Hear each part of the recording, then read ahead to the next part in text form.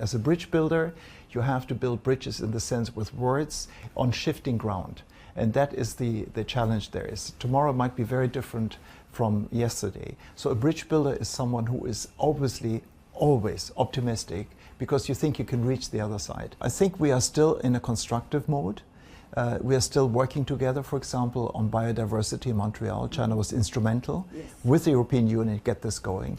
I think both parties played a significant role in the climate change discussion, where we are both heavy hitters in technology, for example, where we can help each other and should not politicize with trade wars the kind of equipment we need.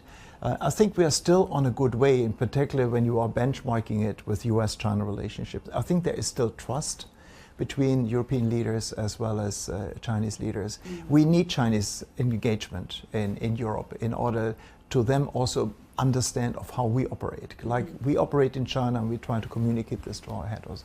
So not all is well, but I think we are still on a good path. But China obviously is 33 years here. My children are all born in China, raised in China, is a second home, clearly.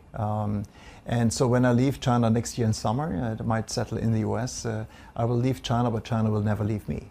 You might quarrel on politics and trade issues, but at the same time, if you really think back, it's about culture and it's about human engagement.